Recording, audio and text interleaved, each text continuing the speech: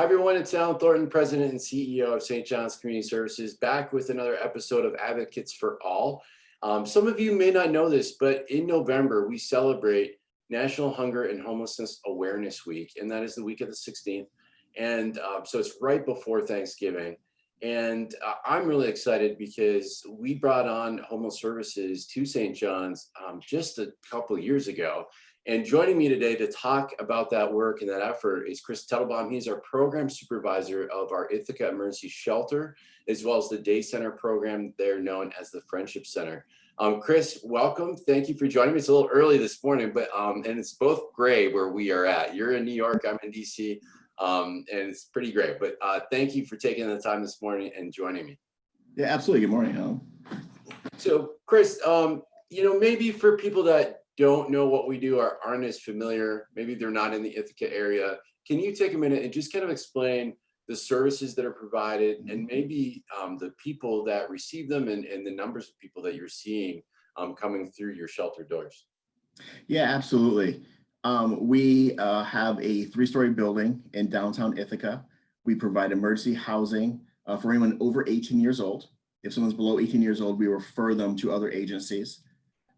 We also house people in local hotels. On average, we're seeing numbers of around 100 to 115, 120 people on our census at any one time. We can only fit about 12 of those people in our shelter due to COVID guidelines. Usually be double that. Right now it's about 12. And the rest are in hotel rooms. We fit maybe 4 or 5 people at a time in our Friendship Center, which used to be any place up to like 20 or 30 people, including our back area where people would loiter and hang out and socialize. But due to COVID, those numbers are also drastically reduced. Yeah, so to me, that's mind blowing. So previous to coming to St. John's, I headed up a nonprofit in Syracuse that was very large sheltering operation. And, we would shelter a couple hundred people. I think now it's well over 300 people a night. The idea that you are providing and coordinating emergency shelter for over 100 people, 115, 120 people every night with a facility that can really only manage 20 to 25 people at its high end, right? Non-COVID, that's absolutely incredible. And it just, it speaks to the innovation and it speaks to kind of the partnerships that you all have built in Ithaca, with the hotels. I know that you've done some work with churches as well to get them involved and create safe places for people to stay. That's absolutely phenomenal. And just to think that there's that level of need out there is also incredibly simultaneously heartbreaking. Yeah, absolutely. We have a really wonderful network that starts with our staff. We have some really amazing staff, our case managers and so on, who are always in contact, always coordinating, always responding to those emergent human needs. And then reaching out to our church partners who provide cold weather accommodations for people who are just stopping in, people who maybe can't commit to our services long term, but are stopping in each night just to be warm, to have someplace to stay, and so on. Going out to our local, one of our churches is called Loaves and Fishes. It's a program. They provide meals every day, which staff takes turns delivering to hotel rooms. So it's an extensive, deep, and actually quite wonderful network that's really keeping a very large number of people afloat. Yeah, it's absolutely incredible. And kind of speak to some of the needs that people have or how they're presenting some of the challenges that they're personally facing when they walk in the door. Yeah, so Ithaca has, it's really thought of as this like sort of college town. Ithaca is gorgeous. It's a wonderful, beautiful area. It's also quite expensive. So there's a lot of individuals where we see a lot of generational poverty, generational addiction issues. It's unfortunately not uncommon for us to have individuals in the shelter whose parents were in the shelter at some point, whose maybe grandparents were in the shelter, whose kids may be presenting. One thing I always really try to put out there is we really don't fall into that kind of classic, if you remember back to the old Red Cross promo videos where it's like the family who's like a tree's fallen on their house or Billy's gotten sick and so on.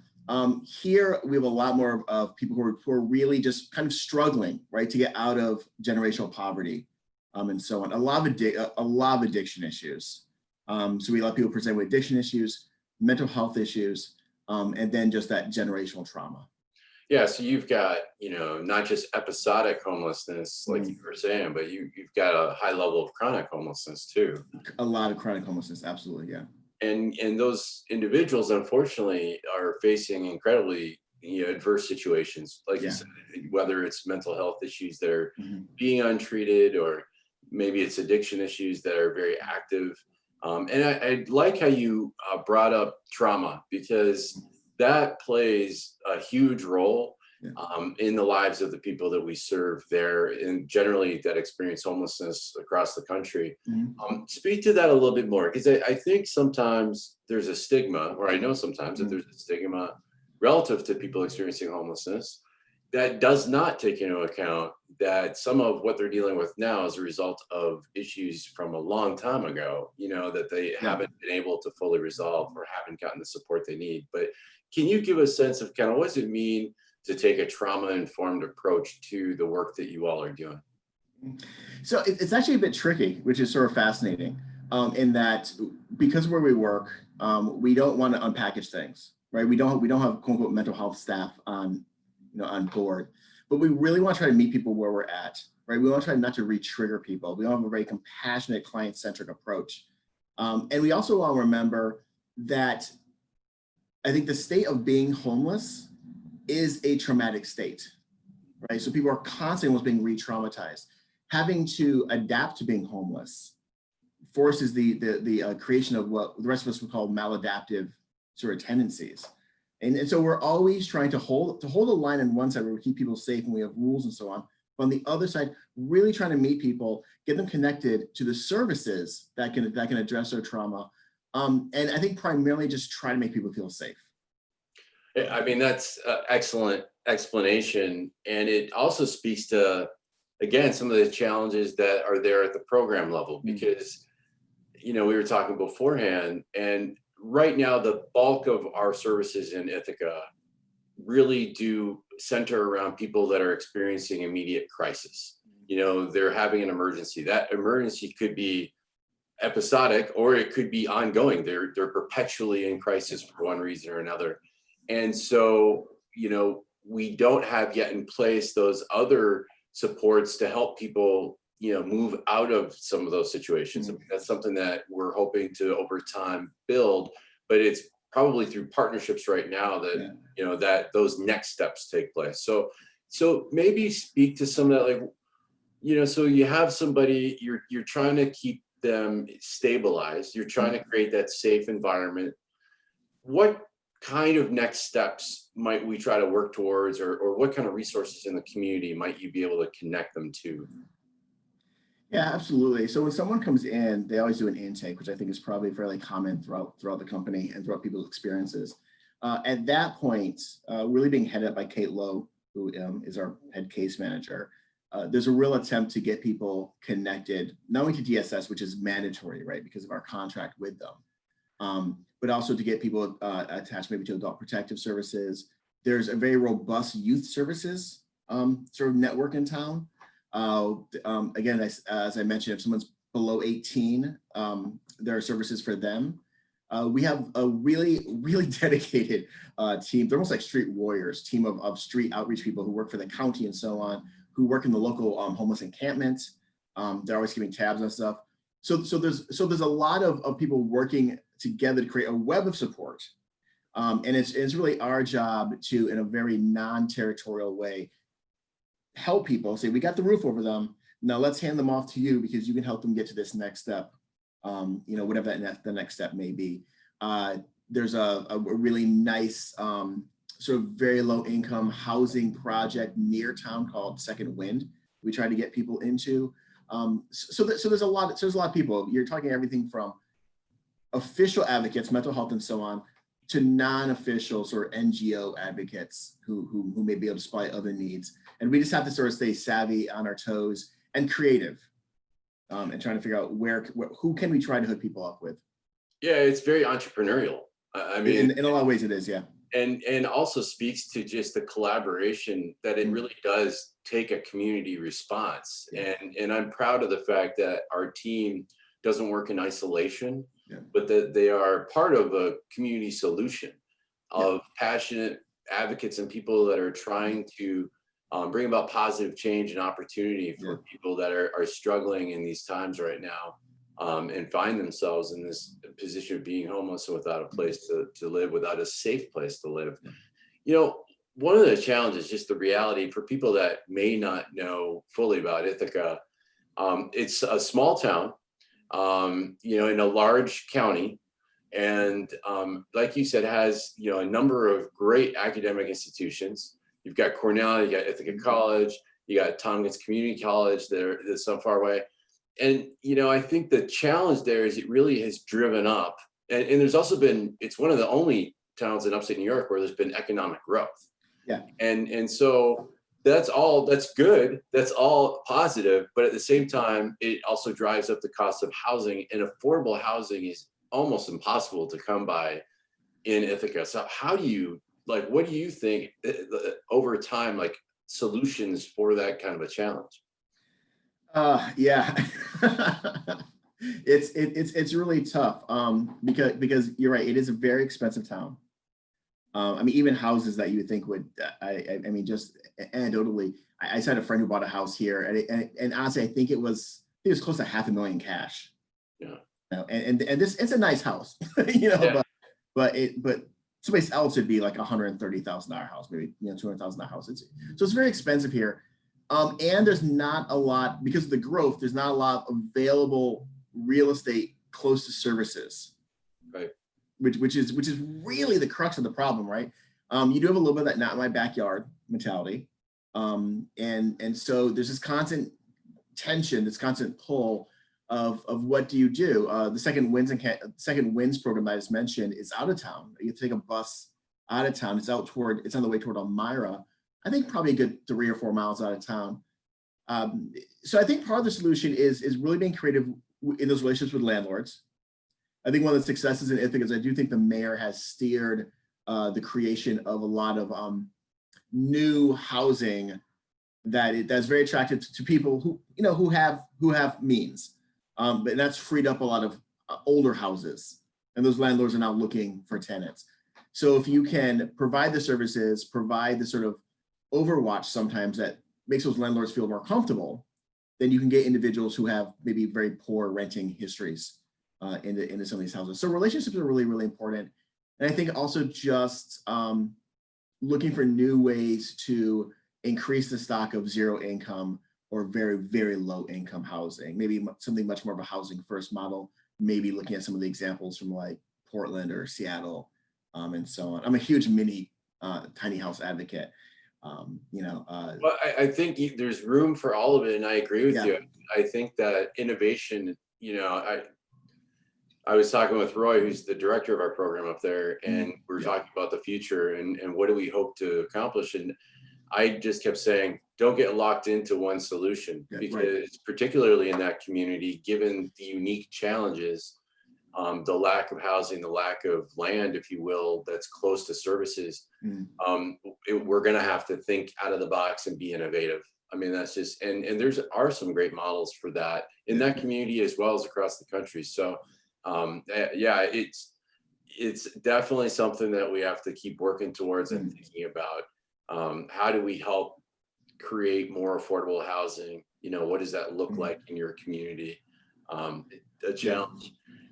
So, sorry, go ahead, Chris. Oh, and I was just going to tag on to that. And I think to reinforce what you're saying, and just remembering that the population itself is not monolithic, right? We have individuals who to be quite honest, will never leave a supportive environment due to past trauma, due to lack of resources, just due to a number of things. Will never leave a supportive environment. We also have individuals who are really just looking for maybe a couple of years of support while they kind of like come back to the tribe, as I like to put it. You know, they kind of relearn how it is to exist in a community like ours, to come back from like this perma camping, if you will, to feel safe in an apartment again. So you're absolutely right. It's going to take a ton of different solutions. There's not just one solution, right? We fixed it, right? It's really about being creative and find those things that pinpoint and help the largest number of people in the largest number of ways. And I think the point you brought up about ongoing support is really important. You know, the bulk of our services in other communities is working with people that have intellectual and developmental disabilities. And so there's an understanding from a large part of our organization that when we come alongside individuals that have unique challenges and needs and strengths, you know, there's going to be a partnership there for quite some time. You know, in some scenarios with people that we support in some communities with intellectual developmental disabilities, we've had people that have been supporting them for 20 years, 25 years, and it's a unique relationship as a result of that. But that same mentality, it's not that we are trying to keep people in a system, if you will.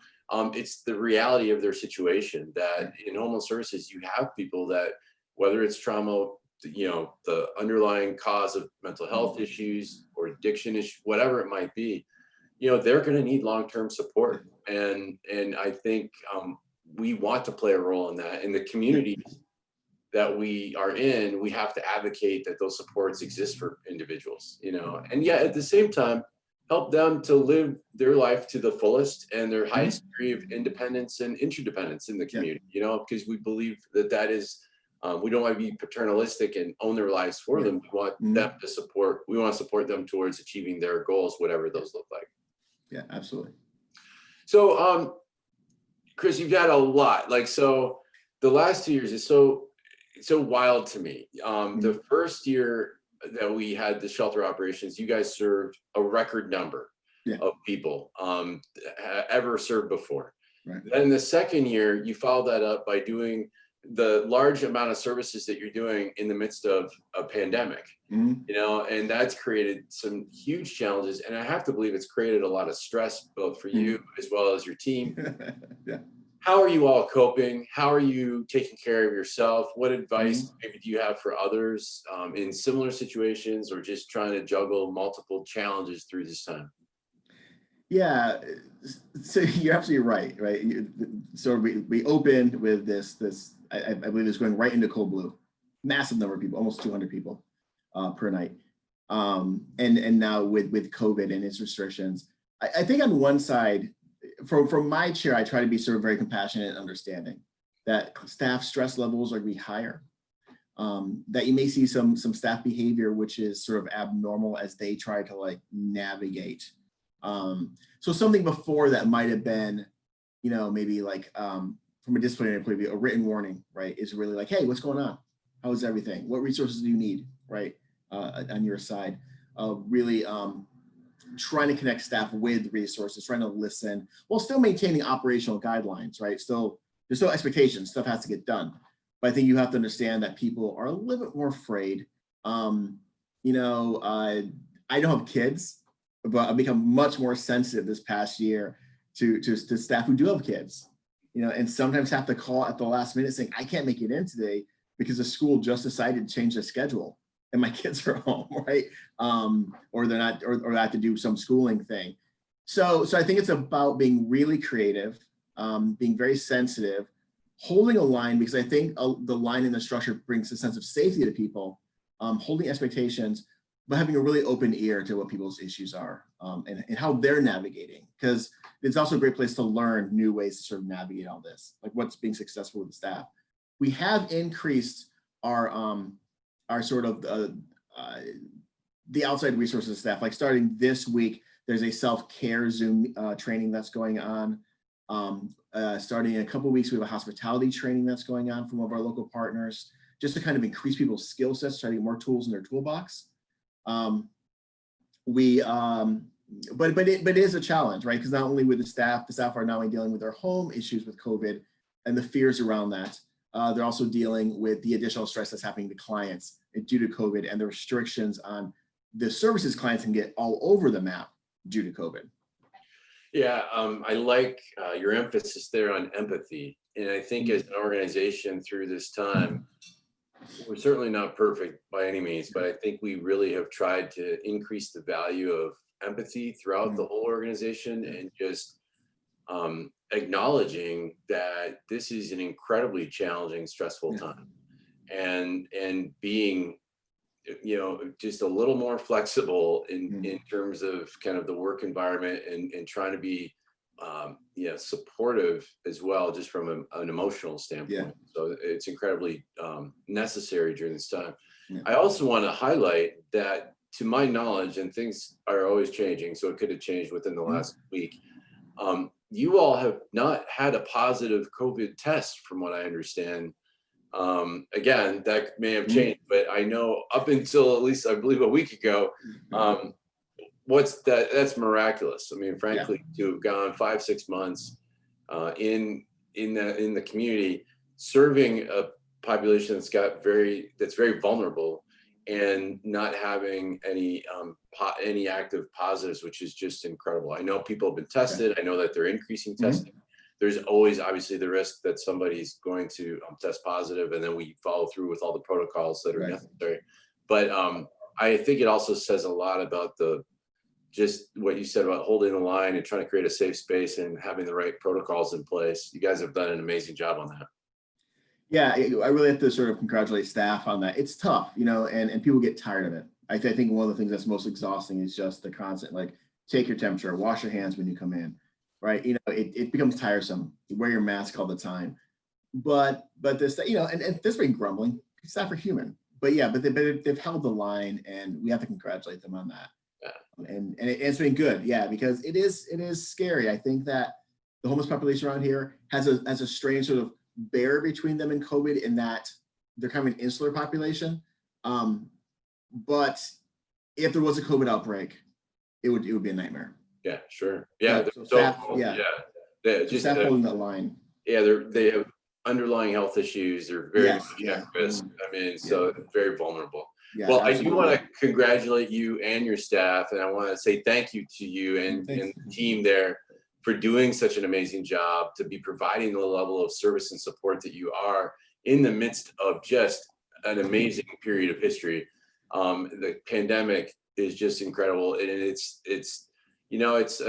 continues to be, as we're seeing surges all throughout the country, a huge threat. And so I hope that you stay safe and healthy, and the same for the team there. And I look forward to, when things relax and we get on the other side of this, being able to Mhm. reconnect and get up there. Yeah, But again, thank you so much, Chris. Thank you for all that you're doing. You guys are truly advocates for all, and we really thank you. appreciate that. Thank you. Yeah, thank you.